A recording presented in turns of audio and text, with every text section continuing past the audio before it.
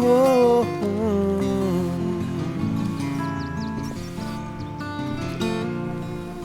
when your road is heading nowhere except the place you've always been, and you're going round in circles in the world you're living in. And when the tyranny of time's the only truth you've ever known, well then it's time to find a dream to call your own. When the road you're on is rising to your possibility, you can see a new horizon of where you want to be. Well, tomorrow is the promise that belongs to every day. Your life can change forever when your dream leads the way. Well, it's the calling of your life, it's finding your direction. You gotta make a new connection, you gotta find a place to start. Experience the glory of living your own story. It's the calling of your life, it's a journey of the heart.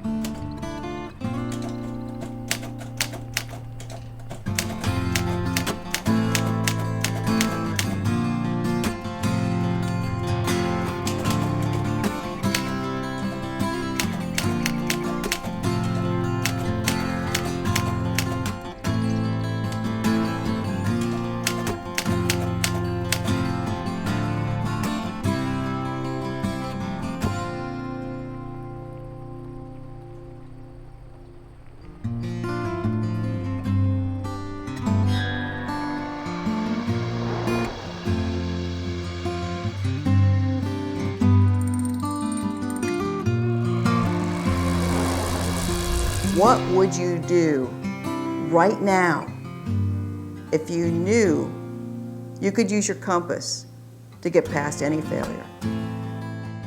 Your compass is your inner sense of direction. It's the road that's guiding you to the fulfillment of your wildest dreams. Your compass is the inner voice and inner vision and intuition and inspirations that are guiding you, prompting you, refining you to your magnificence.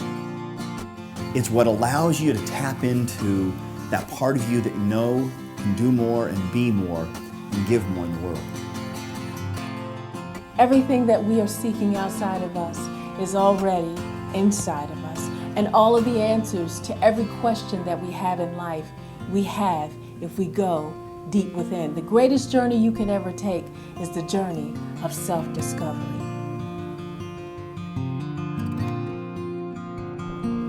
The beginning. Before setting out on your journey, it's important to have a strong internal sense of yourself. A heart filled with purpose and multiple perspectives to give you clarity of thought as you discover what's possible.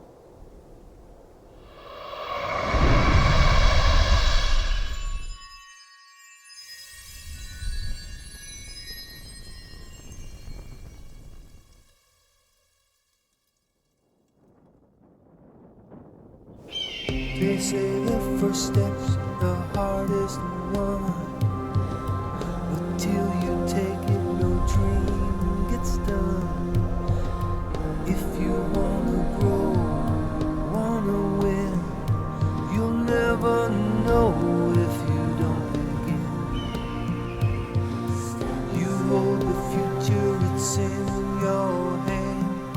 So tell the truth, your heart understands. Set your course to your own true way. And don't look back at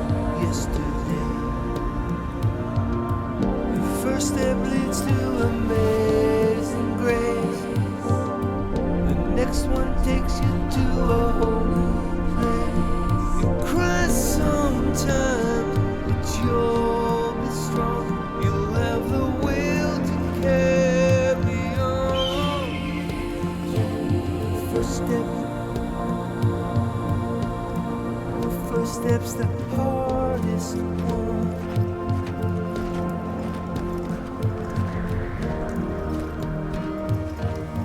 If you're wondering whether now is the time for you to go after your goals and go after your dreams, the answer is absolutely yes. What I encourage people to do is to have inertia, to get things going, and to practice what I call production before perfection, to get things going, to get the inertia going and make things happen. Just trust.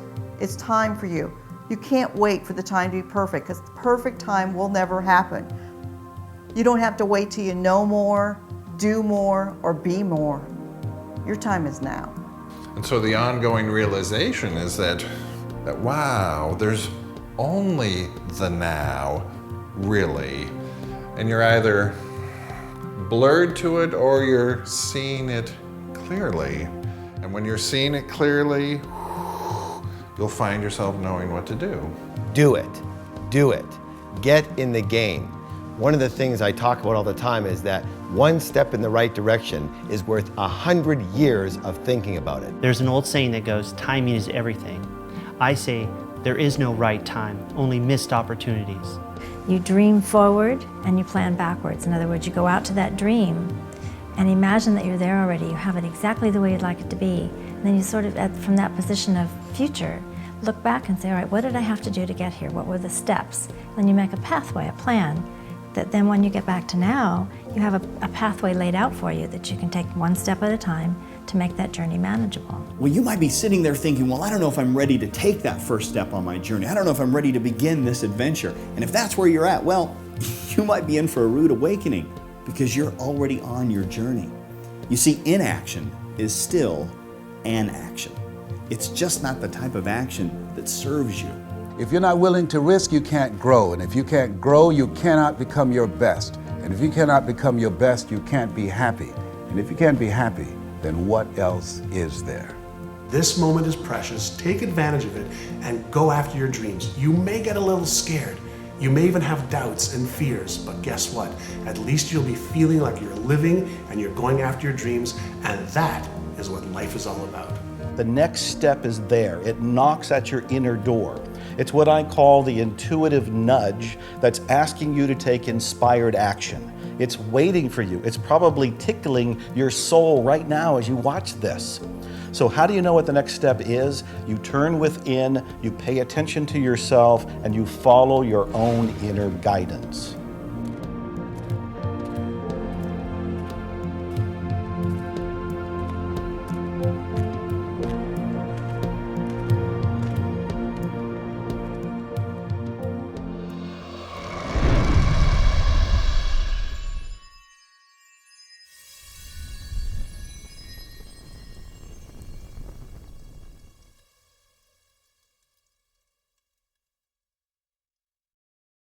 Foundation is very important because if you don't have a foundation, anything that you build will crumble.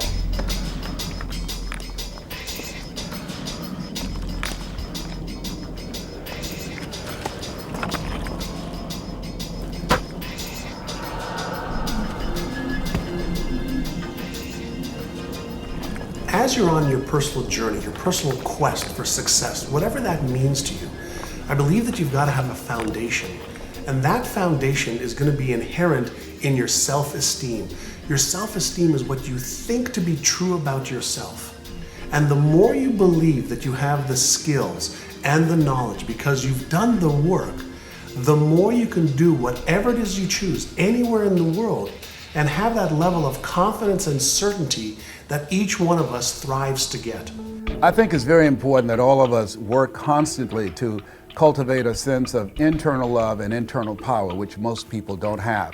Because you don't get in life what you want, you get in life what you are.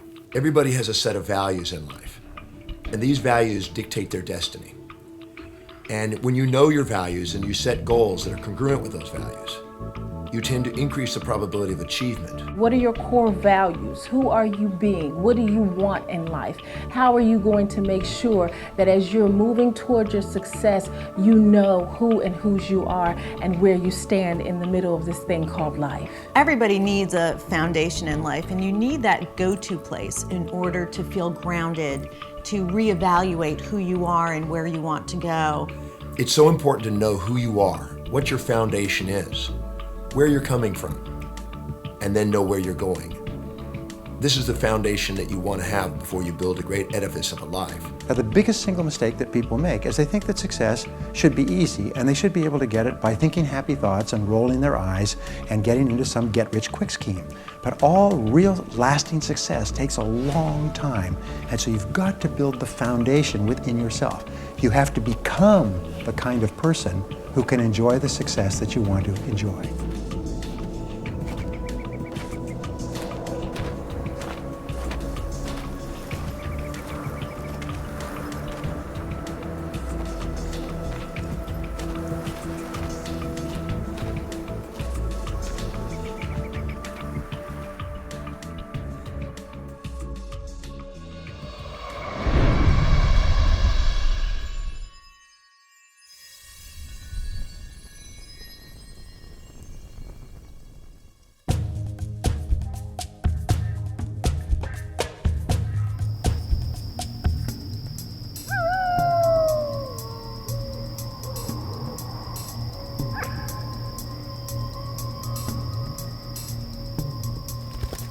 So many people change homes often throughout their lives and are in search of that feeling of being at home. They move, they can never find it. They're never truly at rest. They seek different religions and spirituality, but they can never really find home because they never find contentment. Home can be either that place of environment where you come home to at the end of the day and you want it to be just a safe, comfortable atmosphere, calm, peaceful, energizing, whatever it would represent for you in the real world. And home is also that place of coming home to self. Your home is an important place to start from. It's your springboard, it's your recuperation area, it's your grounding area, and whatever home is for you. Maybe it's your house, maybe it's your community, maybe it's your family, maybe it's your spiritual altar. You have a home you can always come back to and always springboard from again. That's what you can draw from. That strength from home, you'll be able to go out in the world and find your greatness. When we get into our home, we can find a place of security, a safe haven where we can be ourselves in spite of what is going on in the world around us. So a home, a place of your own, a place that belongs to you, is an essential part of establishing the foundation for motivation and high accomplishment. In design psychology, we say the home is the absolute basis of everything you do. Your surroundings absolutely affect how successful you will be and your progress. And what it is that you're being able to do is based on your surroundings every morning, every night. When you wake up, is it energizing? Is it conducive to your goals? Because what is in your home is reflecting who you are.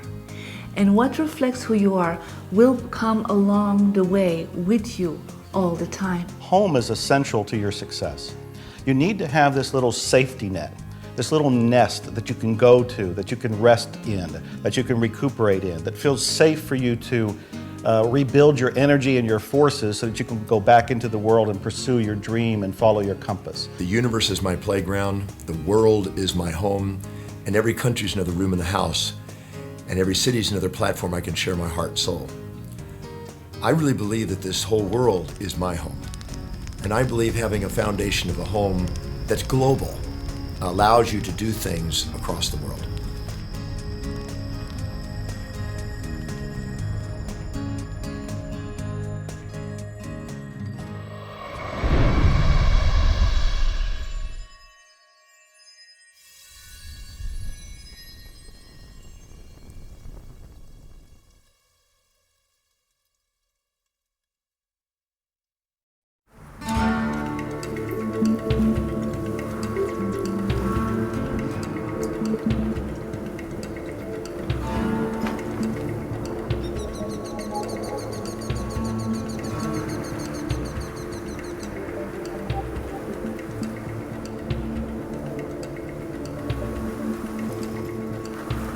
When we talk about having a vision, what we're really talking about is having the absolute clarity and the instruction of what it is we want our brain to focus on.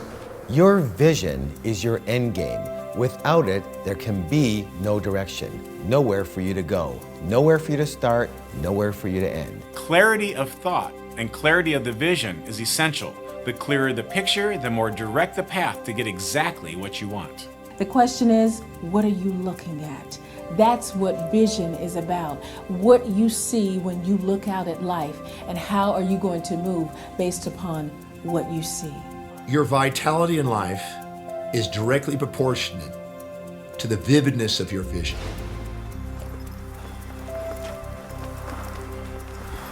Get extremely clear about your vision. Get the most intricate details that you possibly can, right down to how things will look, the feel, the smell, the colors, the motion, whatever detail that you can possibly imagine in your mind first, you can then take action on and make that become a reality. We are giving our brain the instruction of exactly what we want it to find in the physical world. We also put ourselves in a frequency to be able to resonate with anything that matches that vision. Your vision is a dream of what's possible. Your mission is the manifestation of the possible dream through passion.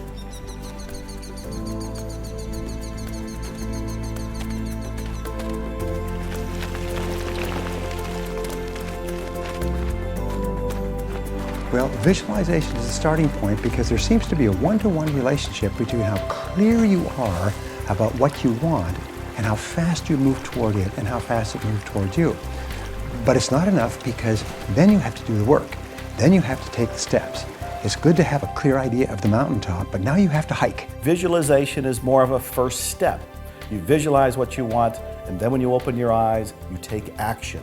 The action is what will lead to the completion of the very thing you've been visualizing.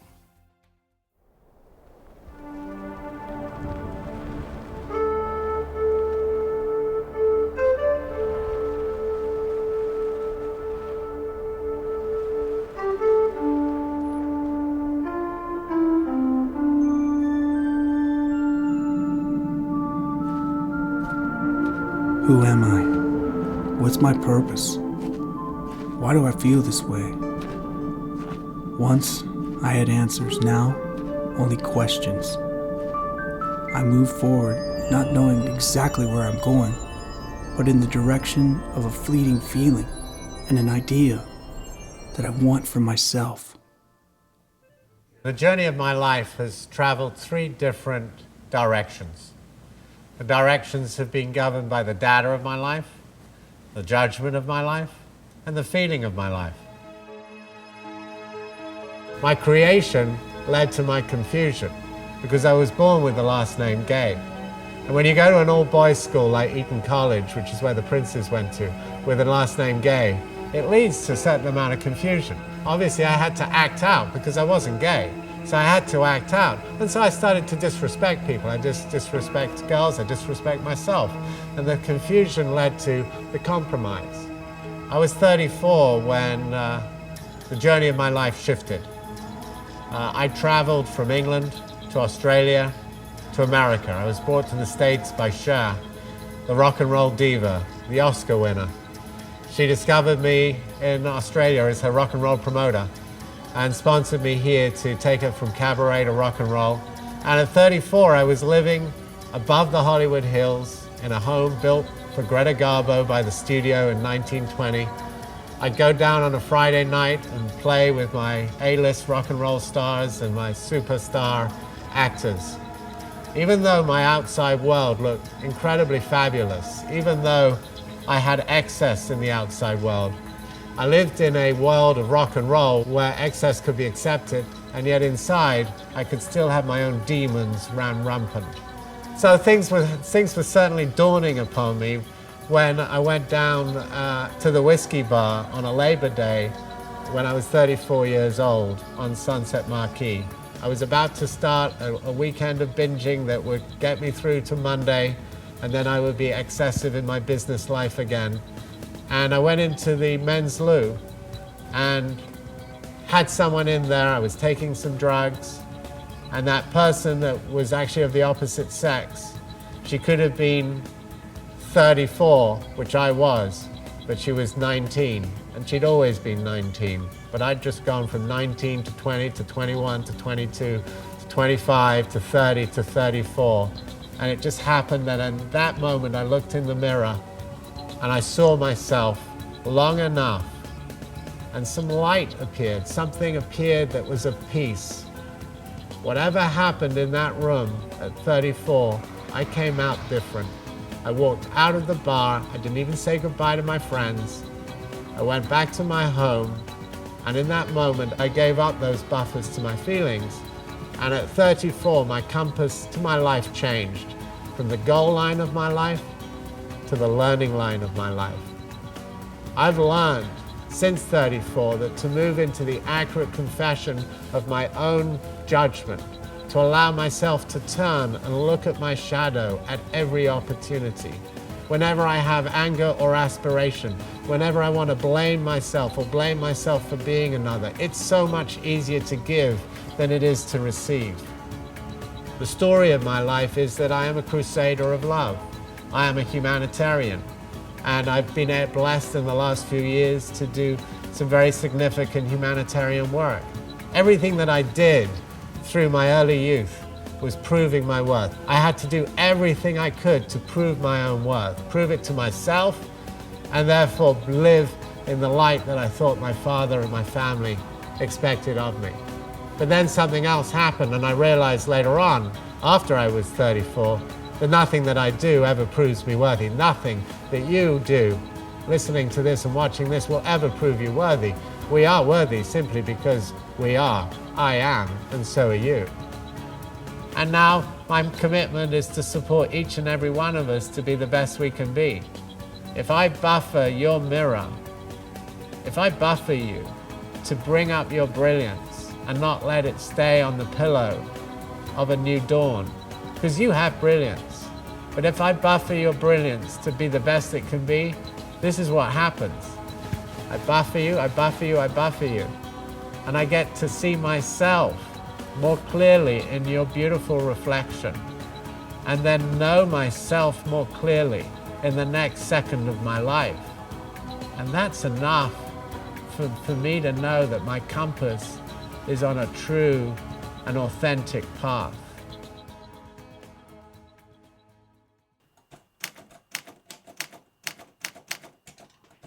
On the road. You cannot control the world around you. What you can control are your thoughts, the integrity by which you live, and how you choose to make a positive difference in the world. Your life and your legacy are in your hands.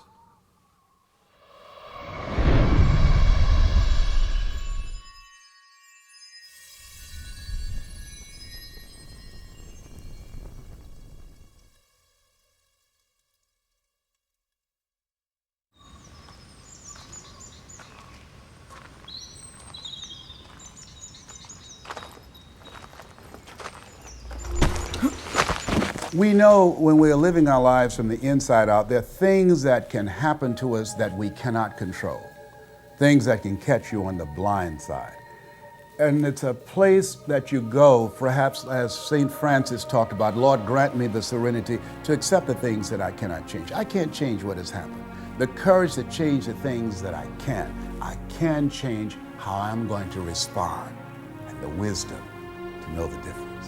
Most of us are reacting to the outside circumstances, and we're allowing the outside circumstances to control our thinking, our feelings, and our behaviors. Because if we're just automatically reacting to everything that goes on, then we're really tapping into our more animalistic nature, and we're not thinking about what's in our own best interest. If we give ourselves a moment to pause, then we give ourselves think time to be smart and think about what is really the best approach in that situation. Oftentimes in life, the questions that we ask ourselves immediately after a stimulus will determine the quality of the response that we make.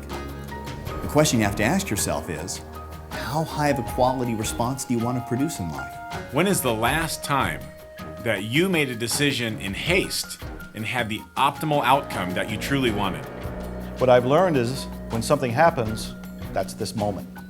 Pause right here and then respond. When you pause, you're able to see with clarity what your choice is. When you respond at that point, you're coming from a higher state of awareness and a higher state of consciousness. So learn to take a deep breath, pause, and then respond rather than react.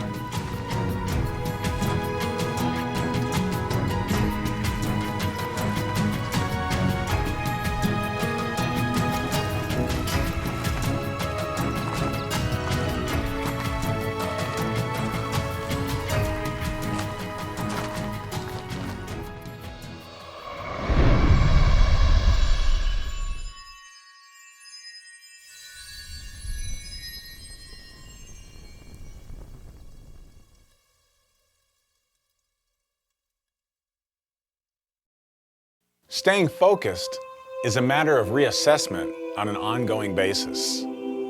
Sometimes our path is not a straight line. Most often it is not. So it's about gathering all the information that you have at that time and figuring out how you will use this information going forward to get exactly what you want. You're going to have a lot of failures, a lot of disappointments, but those are not things to stop you. Those are things that will build your character. And as a result of those things, you will grow through those things and begin to discover some things about yourself that you would not know otherwise. Start seeing the challenge as a part of the quest. When you do that, you can embrace it versus resist it. All you do every single day is you achieve one mini goal that moves you in the direction of something that's important to you. You will have this feeling of forward progress. You will be internally motivated. You will feel excited and positive about yourself. Your self-esteem goes up. You feel like a winner. You have more confidence if you just achieve one little goal at a time. You've got to hold the vision, even when you cannot see any tangible results or any of the activity that you're engaged in are working. And through persistence and patience, did I say patience? Yes, patience. You continue to move forward, things will begin to appear. We have to make sure that we are not going through this thing called life malnourished. And unfortunately, we do get in places where we find ourselves mentally, emotionally, and spiritually malnourished. So give yourself what you need to make sure that you can actually deal with what you're growing through. Not going through, but growing through. Listen to something positive every day. Read 10 to 15 pages of something that will help to nourish your system, nourish your spirit, and give you what you need in order to win in the game of life. Especially on the hard days when you're getting thrashed, when life is hard, pause, breathe. It brings your attention into the now. And when your attention is then here in the now, you find yourself knowing, intuitively, viscerally. You find yourself knowing what to do in order to solve the problem that was bugging you. And remember that the date that it is today will never be the same again. Wake up in the morning when things seem slow, look at your calendar, and realize that that day is the last time you'll ever see that day, so make it good. It's very possible that you're being a passenger and not the pilot of your life. And you just have to take control and make that decision to live with intentionality. It's not always going to be easy. In fact, sometimes it's going to be very difficult. It's persistence and desire that gets everybody over that difficult hump.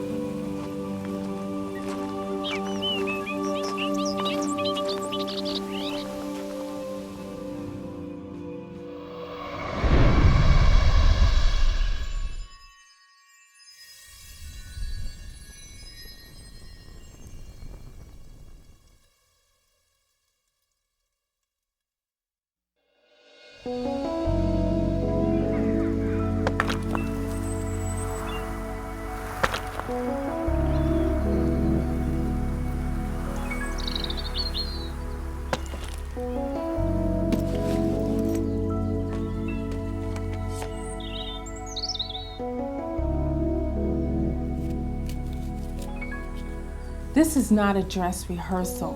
This is it. So don't hold back on your ability to give. Find ways to give. Be creative about giving. Get excited about giving. There are people that need you to find a way to give into their life. And I encourage you, as you're giving, understand that he who gives, it shall be given unto him or her. Pressed down, shaken together, running over, shall men and women give into your bosom. And to know that you're making a difference in other people's lives, I don't think that there's a better feeling that you can have to know that somehow either your time or your money is making somebody's life a little bit better. If we all did that, even if you don't have money to give, you can give your time, your energy, your talents. But whatever you give back, you get to keep.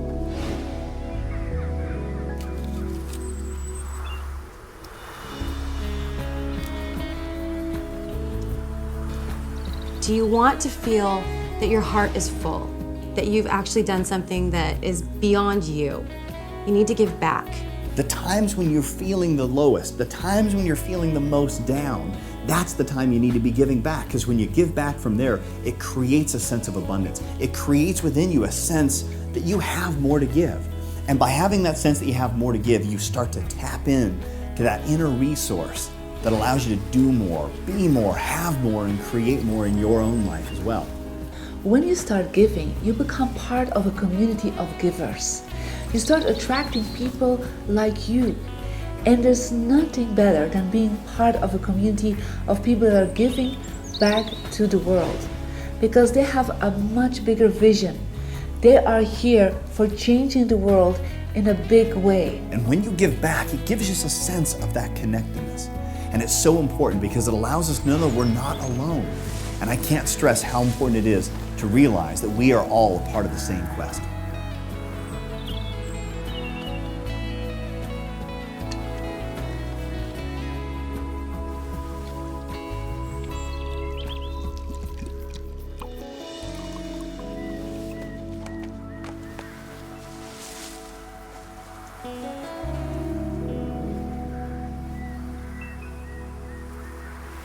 Someone once said that there are two types of people in the world, givers and takers.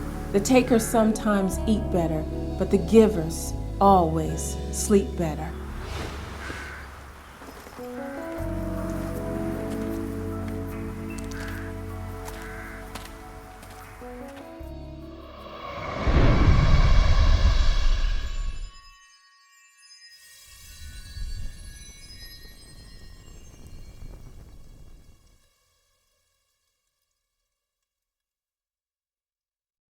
How many people do you know that sit there and say, oh, I really need to lose the weight, and then they keep eating unhealthy foods? How many people do you know that sit there and say, oh, I can't stand my job, and then they keep going back to that same job day after day after day? How many people do you know that sit there and say, oh, I'm not happy in my relationship, but they go home every day to that same person that they don't love anymore?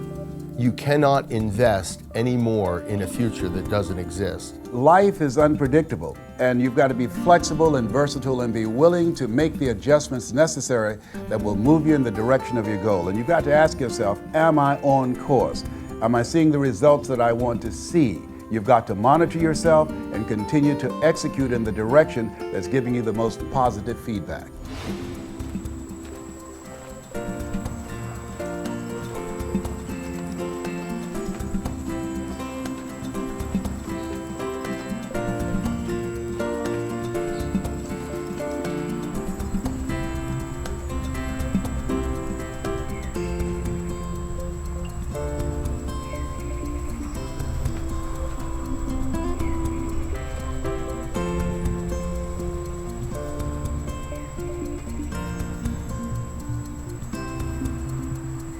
One of the biggest mistakes that people make is heading down the wrong road for far too long. There's no reason for that. Once you realize you're going the wrong way, as quickly as you can, stop and get back on track.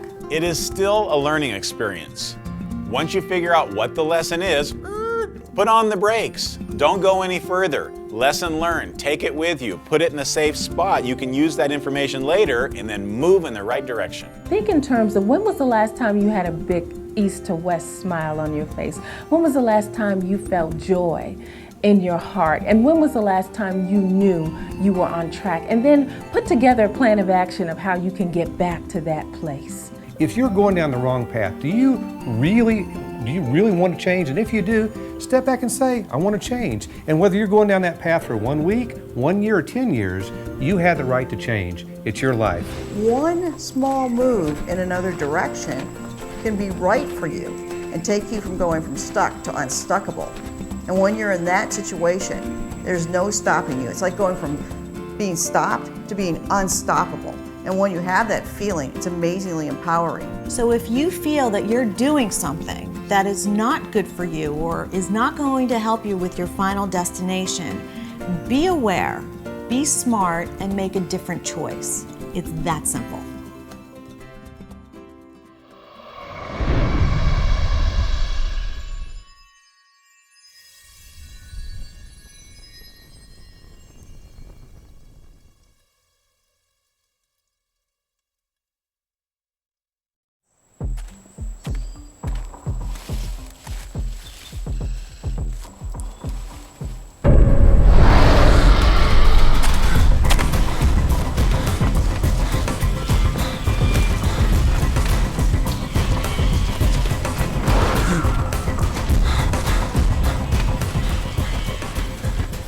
Courage is that place we find within the depths of ourselves where we take an action even if fear is present. Nobody is born with courage. As a matter of fact, most of us are afraid. The difference between the brave person and the coward is that the brave person confronts their fears and does it anyway. The coward allows the fears to control them.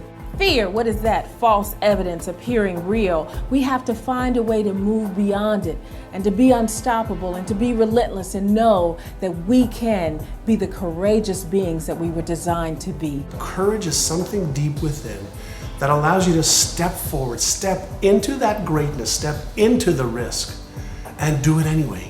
A big part of courage has to do with one's confidence. If one takes the unknown to the known, you will become more confident. Take the unknown to known by doing research, by gathering information, by reading books, by really pulling information. Every way that you can take the unknown to the known, you'll be more confident. More confident, more courageous, more action, more success. You have that spark of greatness in your heart.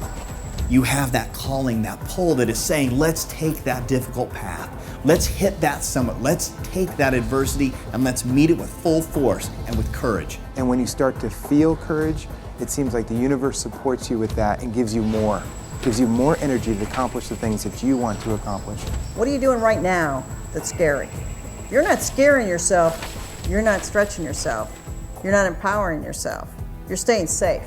And as far as I'm concerned, if the fear isn't great enough, then the goal probably isn't big enough. So even if you're afraid, take that first step. I promise you won't regret it.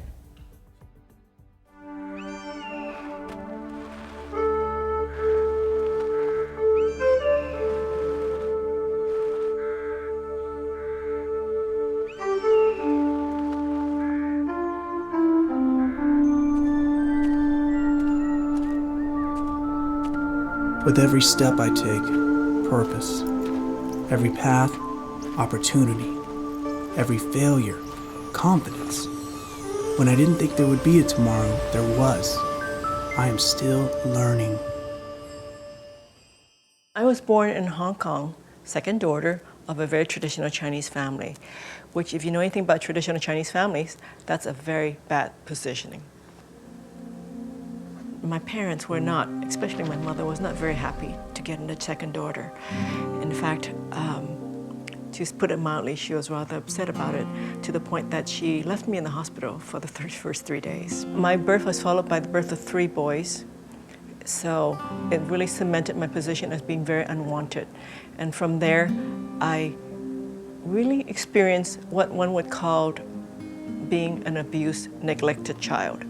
From there, I was blessed to have a grandfather who gave me my name, Hey Li. With that name, I knew that somebody really cared about me and thought I was worth something, that I was going to be destined to be something great. So with that in my internal makeup, I was able to circumvent and escape some of the mental abuse and physical abuse I was experiencing. And life was pretty tough, but not as tough as what I found out at age 11 that my classmate Rebecca had. She and her family of 5 total lived in a room and shared a kitchen and bathroom with 2 more families, and they didn't even have enough to eat. I realized that there were people in life in even much worse shape than I was, and I wanted to make a difference in their lives because it didn't seem fair, it didn't seem just that with 2 working parents that they couldn't feed and clothe the family properly. And so my mission in life, my compass point was to make a positive difference. Armed with that knowledge, packed up my bags and came to America as a young student, working my way through school, did my undergraduate and graduate degree in 4 years in foods and in nutrition and economics, my master's in economics, so that I could go help make a positive difference in people's life.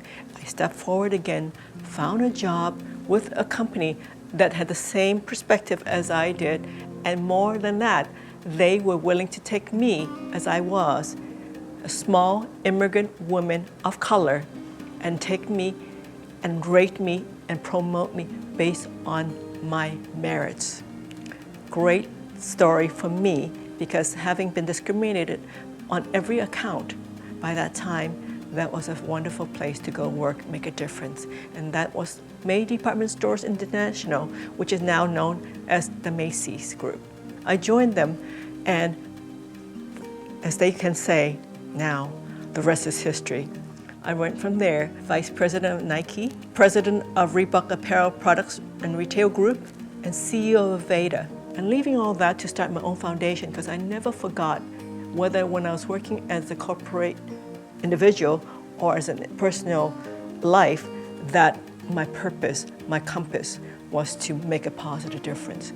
So when I was with Reebok, we were able to establish labor standards throughout the world of how our manufacturers would treat their employees. What kind of hours they could keep, what kind of ventilation, lighting, all the things that so many of us in America take for granted had to be established.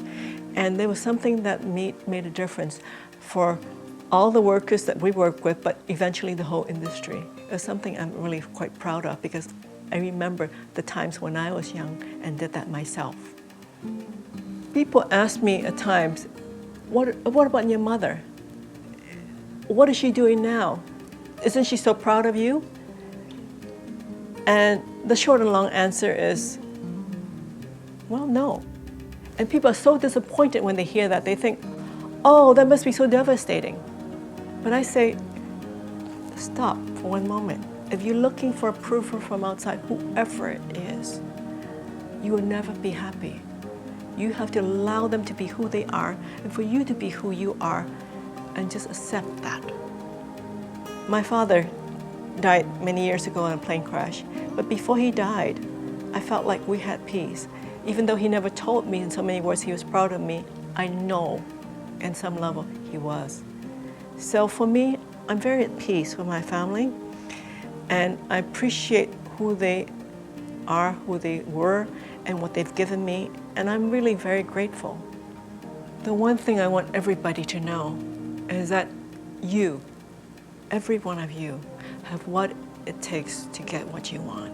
It's inside of you. Just go back inside. Don't listen to the tapes from outside, from everybody else telling you what to do, what to love, who to date, what job to have, what car to drive. You know what it is that you need. Go back to your inner wisdom. Listen to your voice, the voice that has been silenced by all this outside tapes. When you get back to that point, find out what is your compass point, and from there, you will live the life that you are born to live.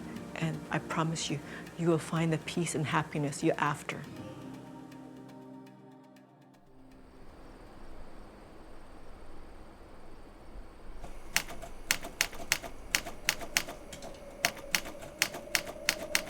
The journey within.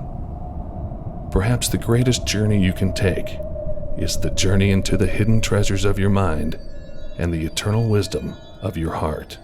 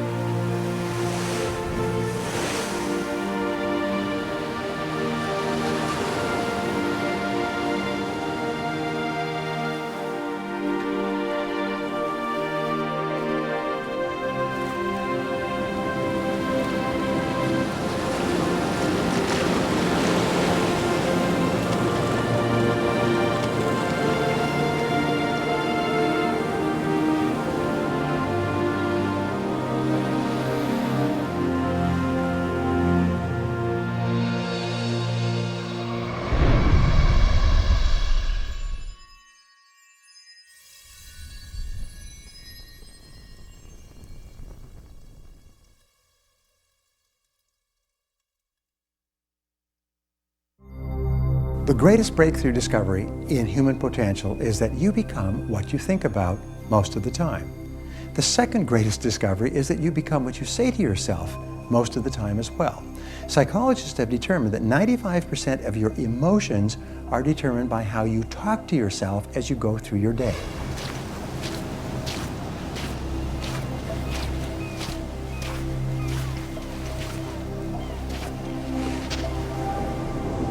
What am I gonna do? Live on this beach forever? I should be moving on. I had plans. If only I was smarter, better. You're never gonna make it. You're not good enough.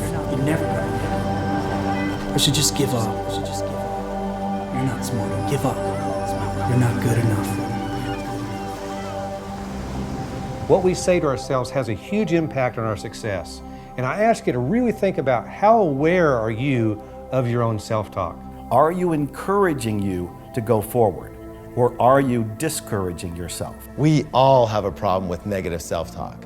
One of the ways to alleviate that problem is that when you hear disempowering voices come through your head, simply say thank you for sharing and put your attention on a much more empowering thought form. MIT did a study, and the study indicated if I tell you you can't do something, someone else has to come along 17 times to say, you can do it, you can do it, you can do it, to overcome that one time. That's why we have to really train our minds to serve us, because we have a mind, but most people go through life allowing their mind to rule them. So pay attention to how you speak to yourself throughout the day.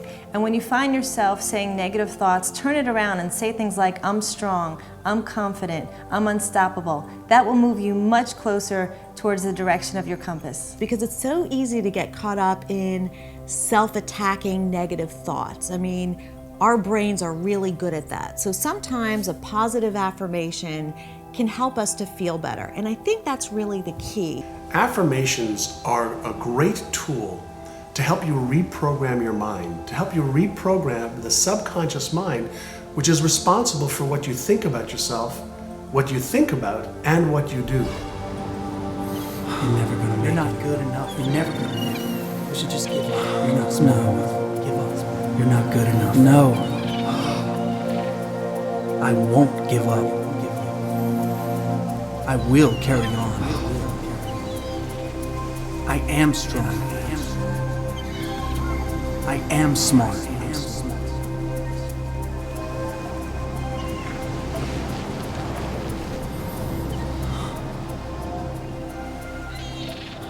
You got to say things to build yourself up, to encourage yourself. Each and every day you've got to say, I am going to make it. I will never stop. I will never give up. I think affirmations are wonderful under a few conditions. You need to make sure that they're true, they're accurate, they're attainable, and they're done on a consistent basis to where you can yield the results that you want. And affirmations are nothing more than declarations that you choose that'll help you achieve your goals. They're the pillars for the vision of your life or your business.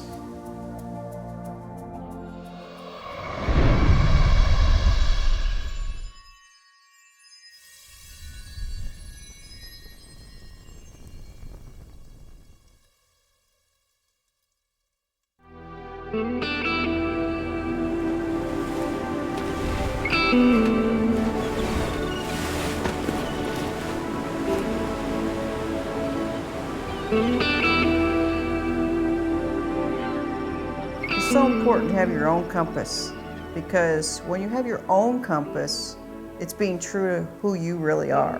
There have been times where somebody has tried to follow in the path of somebody else, maybe a father, grandfather, a mentor, and they found that it was like putting a square peg in a round hole. It just didn't fit. There's something that we're meant to give to the world that only we can really know if we just plug into ourselves and somehow plug into an intuition or inner drive.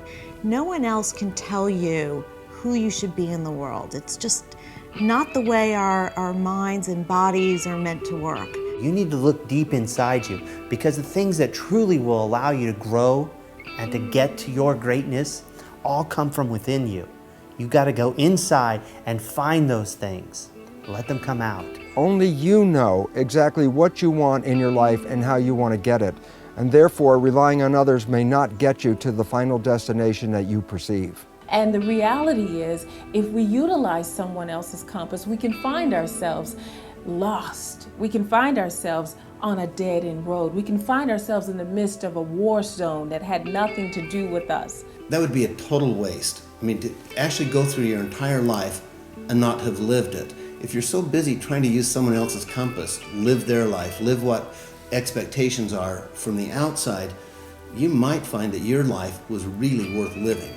You have to follow your own inner compass because that's the piece of the puzzle that helps make the whole world come together. I have my piece of the puzzle, you have your piece of the puzzle. They're different, but when we put them together, it makes this beautiful whole that can't be done unless you follow your own inner compass.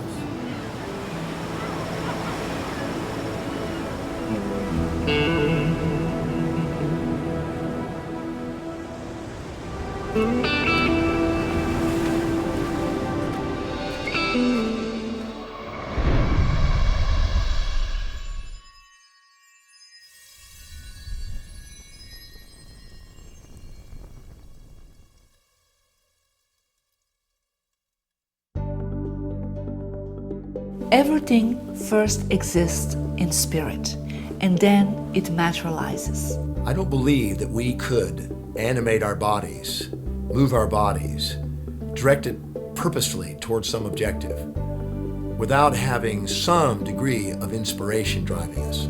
Every second, 10 million of my cells are dying off and 10 million new ones are being created. Every second, 100,000 reactions are happening in every cell of my body. That's 10,000 quadrillion things happening in my body without me thinking about it. That's the spiritual side of my being. That's the intelligence that gives me and you life.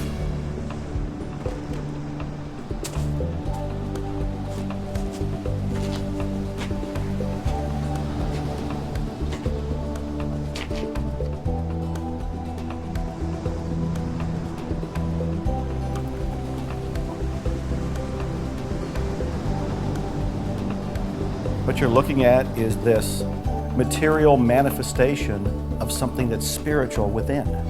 The spiritual and the material are two sides of the same coin. Everything that you see out there in many ways is an illusion because it looks like it's real, but it's really spirit which has taken form in a concrete way.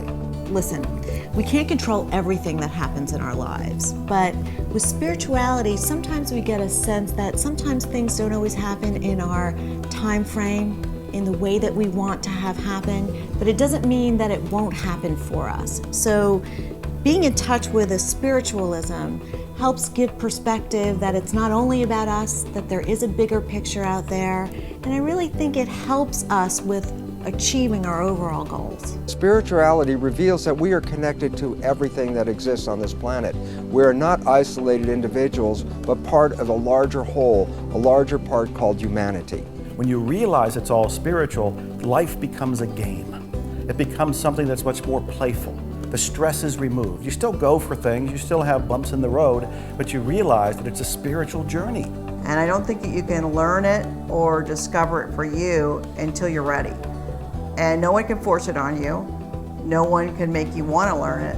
But when you embrace the concepts and you embrace the idea, you will become more of a whole person than you ever imagined you could possibly be. But once you get connected to the spiritual part of yourself, the spiritual part of your being, you understand that you do not have to look at the circumstances and the situations in your life and feel as if that's it. Understanding that you are a spiritual being who has come here to have a human experience.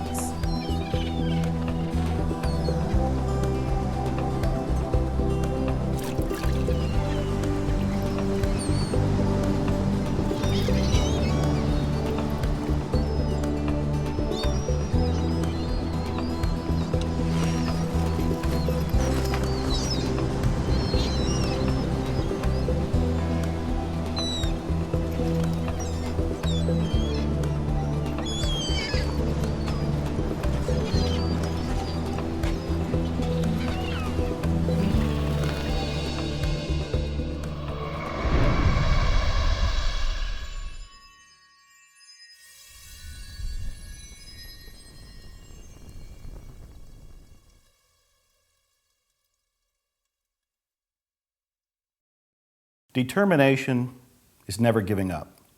No matter what happens, no matter what the bumps are, you keep going.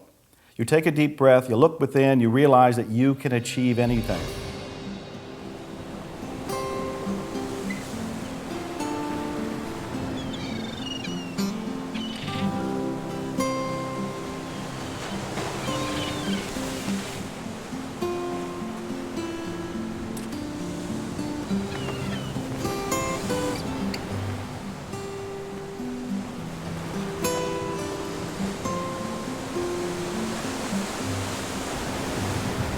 People who have no determination at all, they just lack complete focus and desire. They kind of stagnate in mediocrity. Without determination, you don't have any fuel for your dreams. Great things don't happen to people who give up. Great things happen to those who stick with it. When things get tough, remember what it is you're really looking for, what you're going for, and you'll get past it. And also remember who you are. Come from that sense of identity and sense of self, because then you know that you're moving on your own pathway. And that creates a stick-to-itiveness. Determination is something that'll keep you going no matter what. If you are serious about achieving your goals, if you really want your life to be a masterpiece, determination is going to change your life. Make a decision, stick to that decision, and have the relentless pursuit until you achieve that goal and dream. You will never be able to taste the sweet flavor of success until you are willing to endure the bitter taste of failure. Ladies and gentlemen, when you are in life, you will taste failure, and it will not taste good. It will be bitter, and you have to move forward, get up off the canvas of life, and understand that giving up is not an option. Persistence is your measure of your belief in yourself and your ability to succeed. And every time you persist in the face of disappointment, you become stronger, you believe in yourself more, you develop greater self-discipline, you develop greater confidence, and eventually you reach the point where you become unstoppable.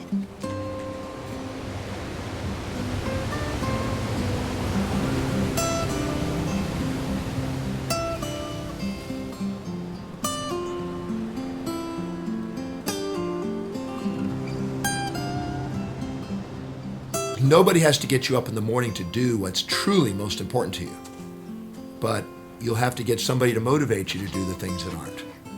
If you want to have an empowered will, a determination that's undefeatable, make sure you set goals that are truly yours, from your highest values that inspire you, that you can't wait to get up in the morning to go live.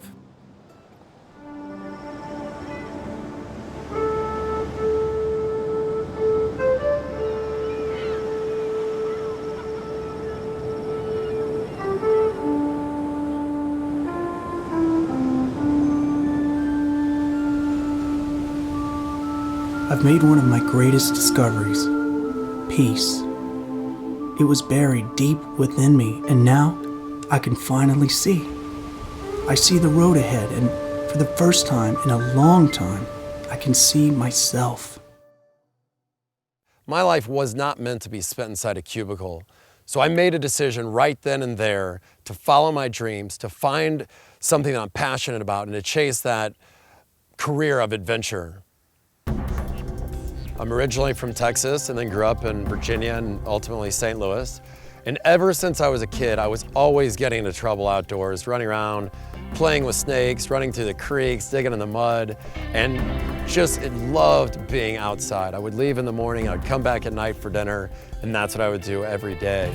And that led to really enjoying and loving being in the Boy Scouts. Looking back, I see what a huge impact the Boy Scouts and becoming an Eagle Scout had on me. It gave me the confidence as a kid that I carried with me in life. I let successes like this drive me, not failures. So for me, it was, I realized, hey, I can set my goals as high as I want, the highest thing there is in Boy Scouts, and achieve them. And from there, it just led, in life, I've always tried to set high goals and go about achieving them. So Boy Scouts to me was a very instrumental part, a huge stepping stone to my life and the future ahead. In high school, my focus was on academics and sports. I played football and loved every minute of it. Then, when it was time to go to college, I decided to narrow that focus and major in business because I thought that would give me the most options outside of school. After graduating college from SMU with my 2 degrees, I decided to pursue a career in the internet industry. The internet was booming, it was so exciting, there was so much going on, and I thought it was the next stepping stone for me because I love the outdoors, I love adventure and all the challenges that come with that. So I thought this career would be a replacement for all of that. It's not that I didn't like my office job, but I didn't love it either, and I wanted to feel passionate about what I did. I wanted to feel the way I felt when I'd summit mountains or swim with sharks. So I had to figure out how I could make that my career. And then totally out of the blue, an opportunity came about to be on the show Survivor. And it came about a month later. I'm stuck on an island in Panama, not knowing what's going on, but realizing that when every single thing was stripped away, money, anything material, everything taken away, I was as happy as I've ever been. Just living off the land, catching food, playing this challenging game, but at the same time very strategic. So I was using a lot of the things I learned, a lot of the skills as an Eagle Scout definitely came into play.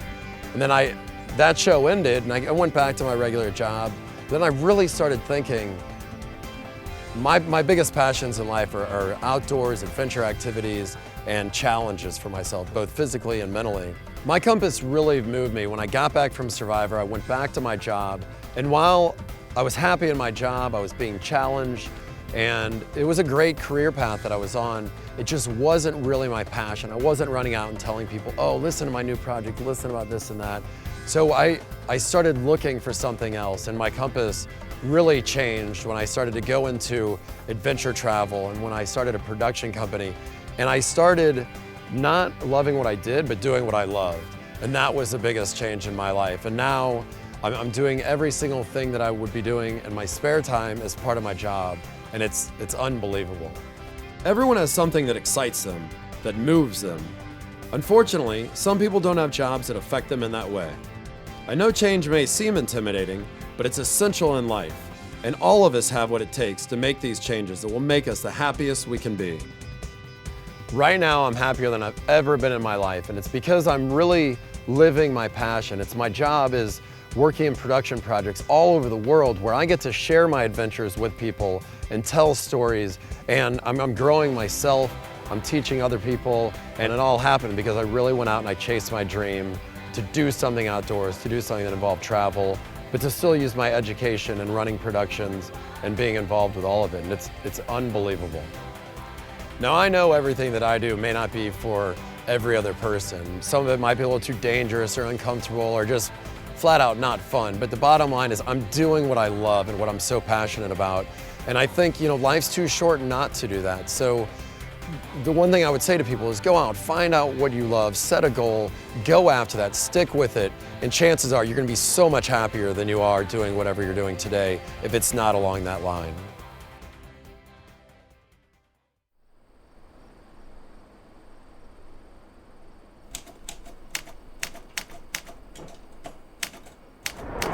Tomorrow. Life is unpredictable. You don't know what tomorrow will bring, so embrace the future with valor and continue to blaze your own extraordinary path.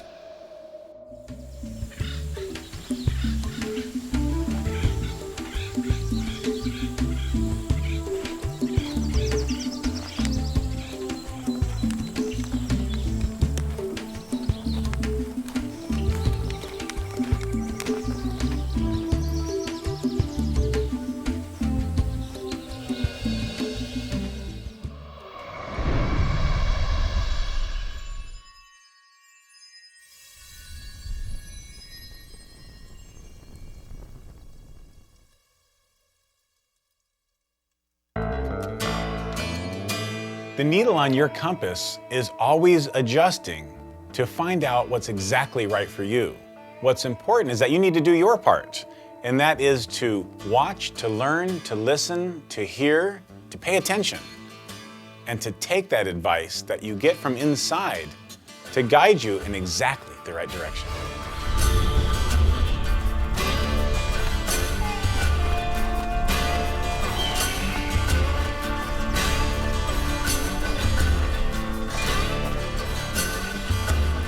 There are going to be setbacks, disappointments, modifications, delays, sickness, deaths.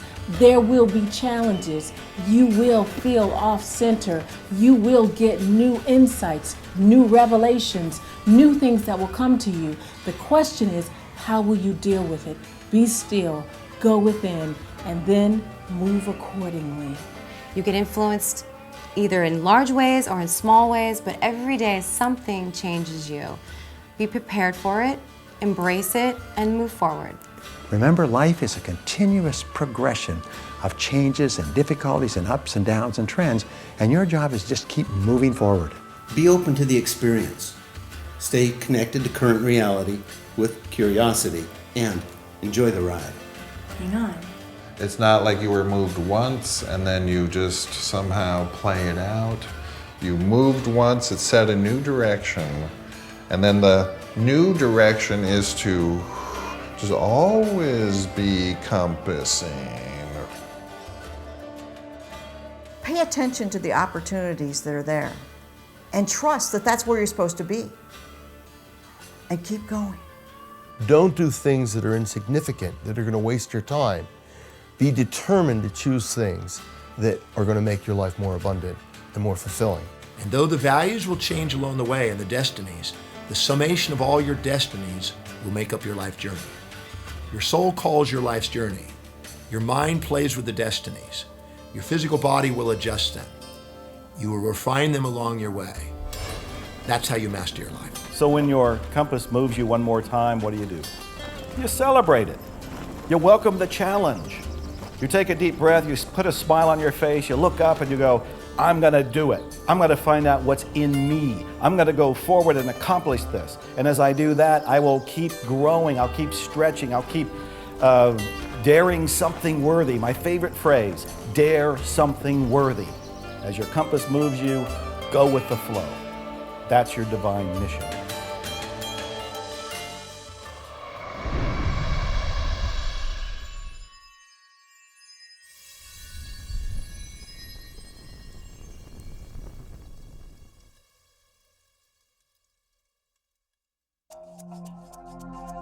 Gratitude is one of the most important emotions that we can hold in our life because it recognizes that we are living in harmony with the universe and accepting what the universe has to offer.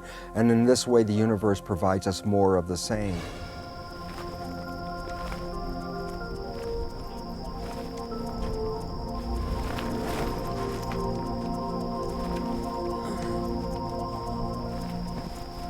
Gratitude is essential because gratitude is synonymous with appreciation. What is appreciation? Appreciation is simply increasing in value. For example, your house, when it appreciates, what's it doing? It increases in value. So when you appreciate something, you are automatically increasing its value. If you don't have gratitude for something, it might as well not exist. Somebody who isn't grateful for all the blessings that they have right now is not aware of how lucky he or she is.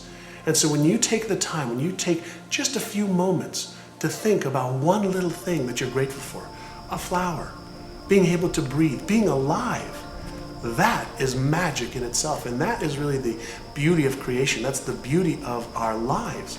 It was Henry James who said that nothing of the senses can satisfy the soul. The only thing that can satisfy the soul is thank you, I love you. When you get up in the morning and you can say thank you, I love you in front of the mirror, and also to the world around you and the people around you, now you're going to have fulfillment.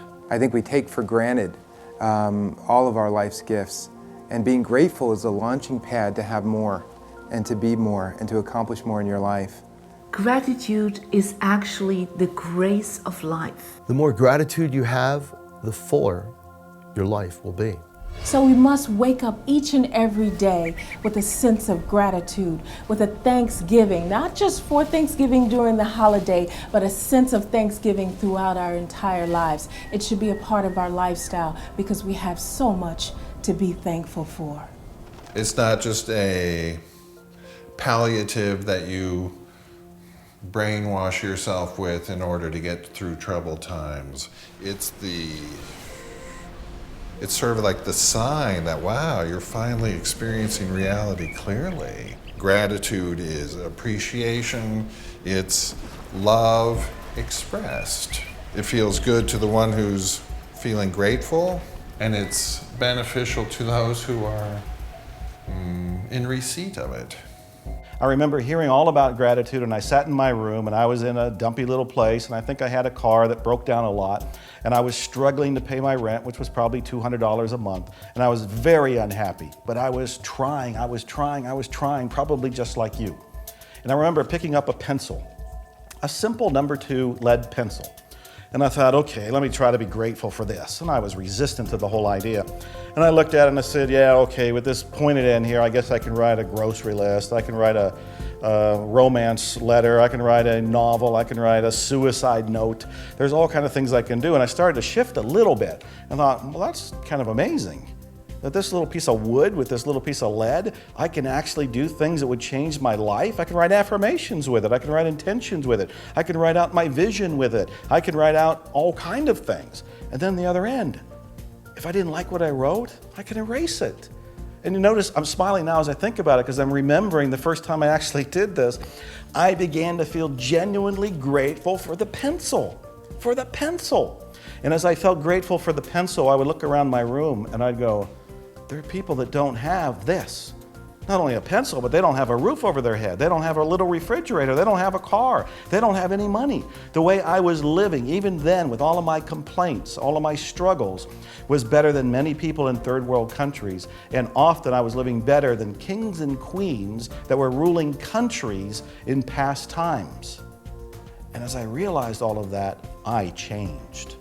Now today I have this wonderful lifestyle, and I have a car collection, and I have all these books out, and I have a country estate, and I have a hot tub.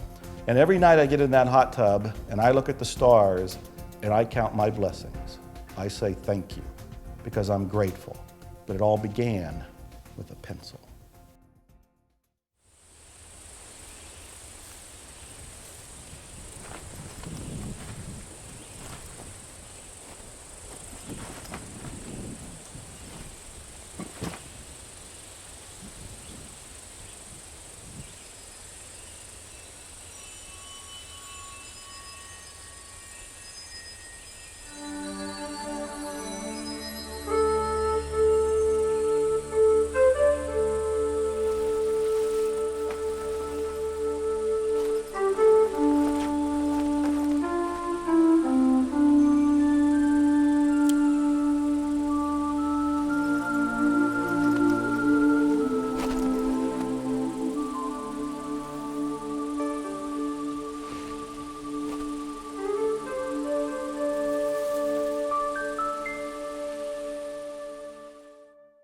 In April of 2005, I woke up in the morning with what I thought was a bad case of the flu, and Carol, who was just my girlfriend then, insisted that I go to the hospital, and I went to the hospital, and they didn't know what was wrong with me, and when I woke up 3 weeks later, I was in a different hospital and had no hands and no feet.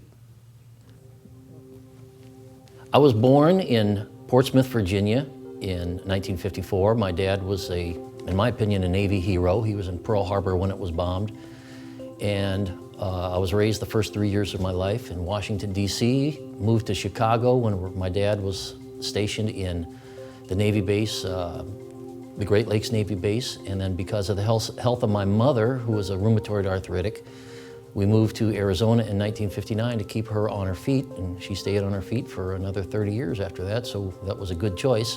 In 1985, I was in my backyard and I was shot in the back by a little boy that was playing with his dad's rifle, and he was shooting at his back fence, and I was on the other side. And the bullet went through the fence and hit me in the side, and it shattered my spleen and entered my backbone. But that happened in 1985, and because I had no spleen, then 20 years later, in April of 2005, I contacted an illness that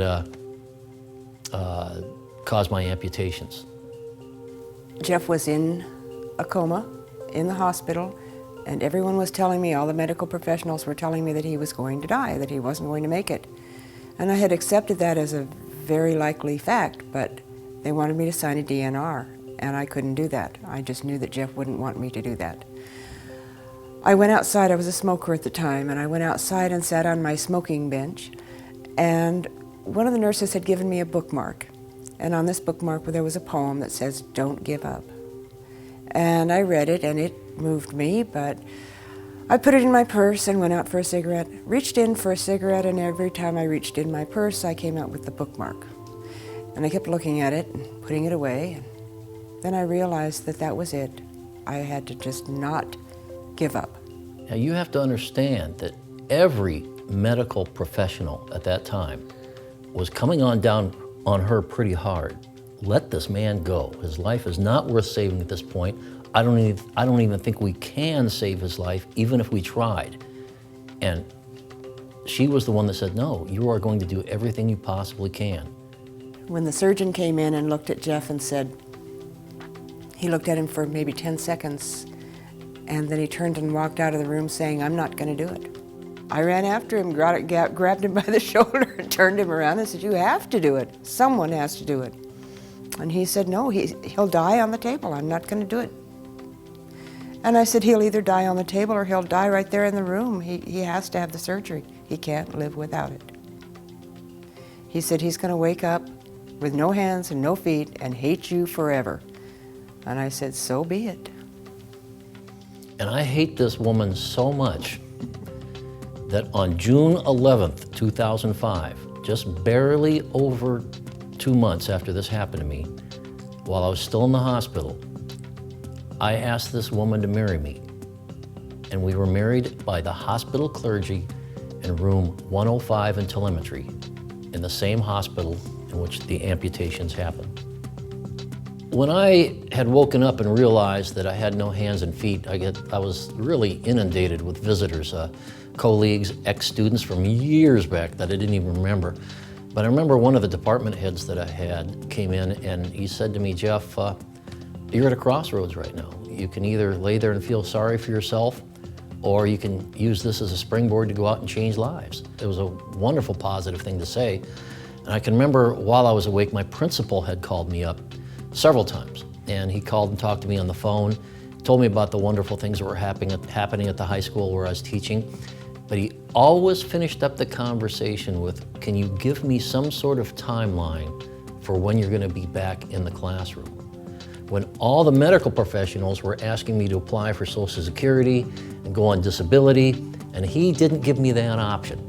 Every conversation ended up with, I need to know when you're going to be back in the classroom. And less than 8 months later, I was sitting in his office getting ready to start teaching again full-time in January. I will never, ever believe that God did this to me, but I do believe in my heart that God kept me around for a reason. Something that I really live my life by now is I'm not going to let the things that I can't do get in the way of the things that I can do. And there's a lot of things I can't do, but there's a lot of wonderful people out there that have helped me through this. A lot of new wonderful people that I've met, and a lot of wonderful people that I've yet to meet. And life it's wonderful. One thing I would like to leave you with, I always remember from The Music Man, when Professor Harold Hill was waiting for Marion the librarian to come meet him at the footbridge. And she came down and she said, I almost didn't come. I think we should do this tomorrow. And he said, oh, Miss Marion, if you pile up enough tomorrows, all you'll find is a bunch of empty yesterdays.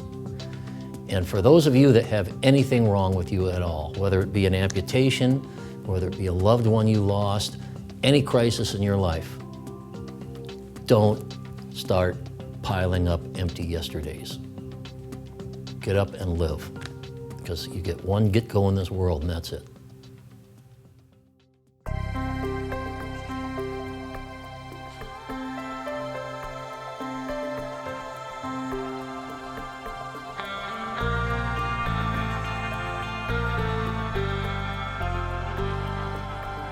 There's a reason why a lot of times we find ourselves having the same New Year's resolution year in and year out.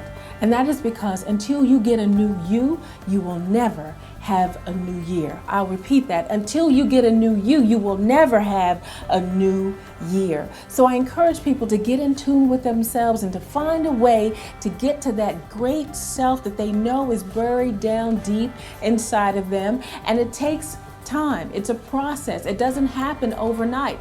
The reality is we live in a society where we're standing in front of the microwave patting our feet, and we want everything like yesterday. But success is a process. So be patient and know that your time will come.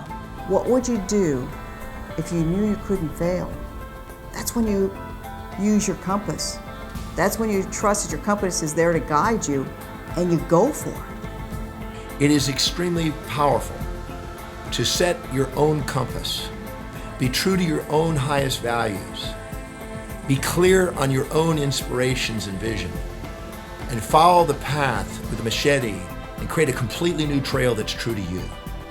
Keep this in mind. For every moment you spend focusing outside of yourself, trying to find an answer, you're sacrificing 1 minute that you could be looking inside yourself where the answer's been there all along.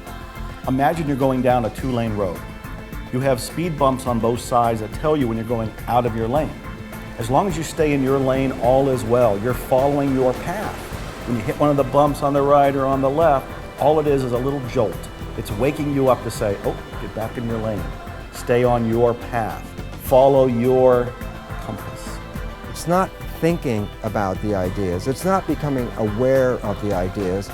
The most important part of our life is actually putting the ideas into play and using them to run our lives. That makes all the difference in the world. How many opportunities are you missing?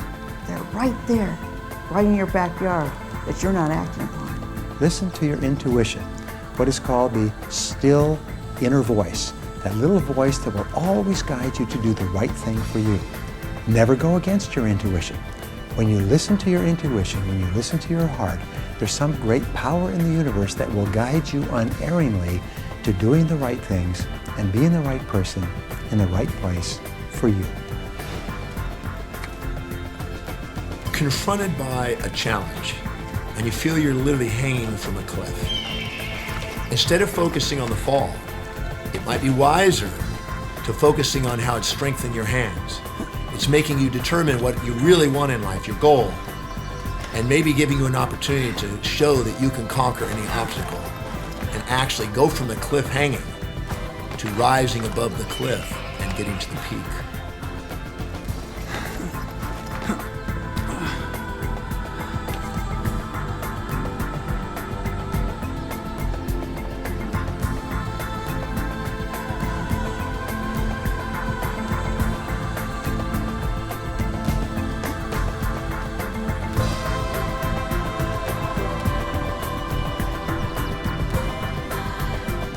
Life is alive. And when you get into the flow of the movement, it'll feel like you come to life.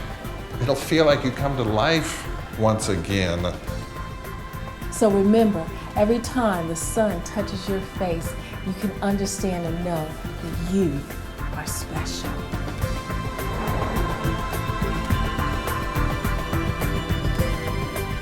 As long as we're moving in the direction of our goals and our dreams and we hold on to our vision, we will achieve every single goal and you will achieve every single goal that you have.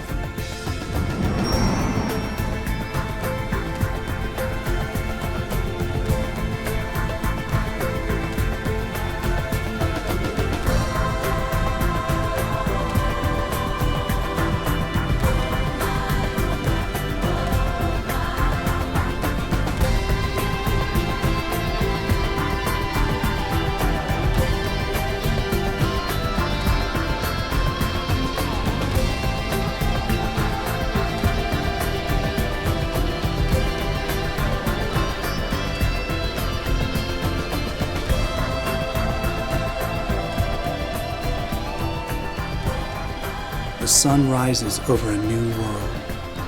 We still hurt sometimes. We still cry sometimes. But we carry on. We feel. We see. We talk. We live. I am strong. I am confident. I am here. I am ready. When the end comes for you, let it find you conquering a new mountain, not sliding down an old one. Many people die at age 25 and don't get buried until they're 65.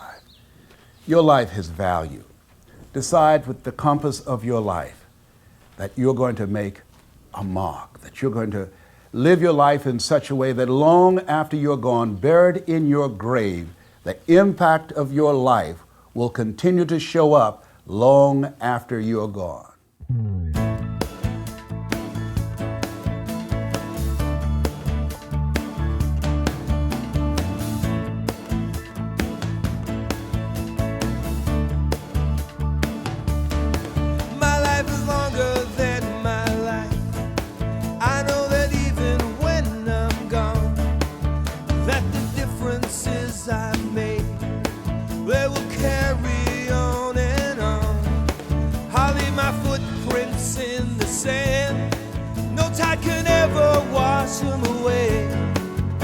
Tomorrow is the only truth. I've said goodbye to yesterday. Well, my playground is the universe. The earth is where I live.